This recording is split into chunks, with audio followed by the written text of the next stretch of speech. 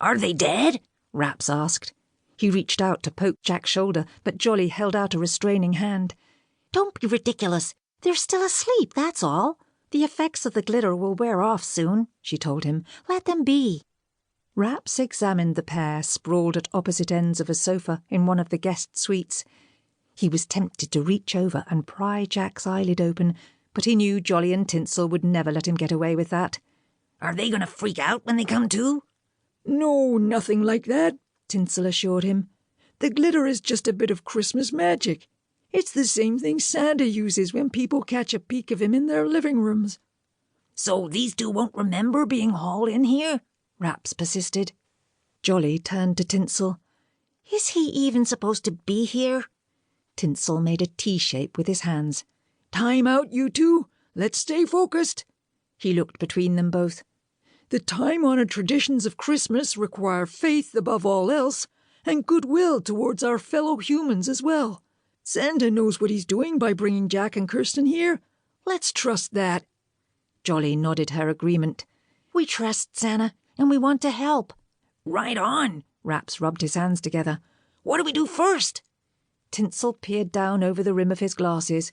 You, my good fellow, report to the toy testing area. There's a new drum set there that they need you to try out. Jolly, you're free to report back to work as well. I'll wait here until Garrett and Angelique come back. But no sooner had Tinsel finished speaking than Kirsten's eyelids fluttered open. She sat up and looked around the room before her gaze settled on the trio of elves. Her blue eyes widened.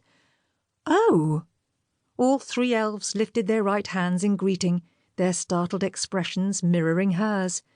"Greetings, Earthling!" Raps couldn't help himself. The setup was too perfect.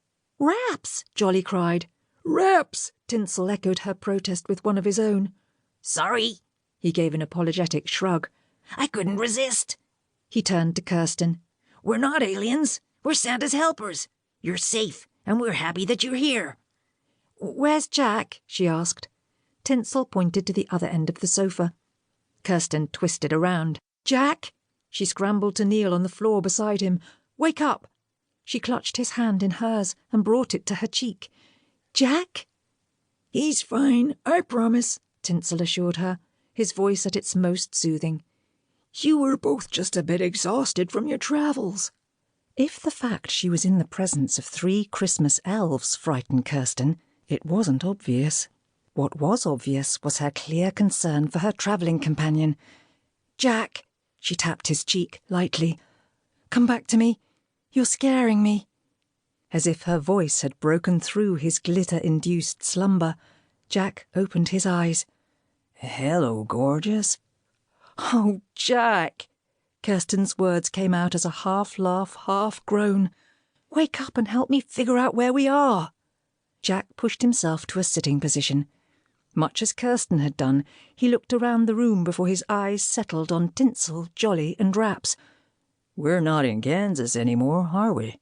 "Jack, be serious." Kirsten got to her feet. She pivoted completely around to better take in their surroundings. "It looks like we've landed in a candy cane factory." "Close," Raps told her. He swept his arm wide to encompass the red and white themed decor. "This is the peppermint suite." Jack stood and slipped a comforting arm over Kirsten's shoulders. "Peppermint suite, huh?" He looked around. "A bit over-themed for my taste, but I kind of like it. It's what I always imagined the North Pole would look like." "Bingo!" Raps applauded him. "This guy's sharp." "I'm going to get Santa." Jolly turned on her felt-covered heel and shot out of the room. Tinsel straightened his shoulders and straightened his silver puffer vest. He lifted his chin. "Welcome to the North Pole!"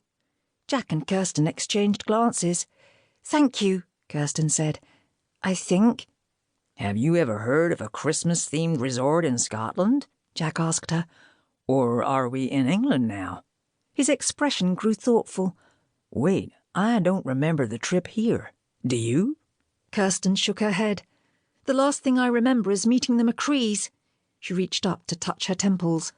"I can't remember anything else."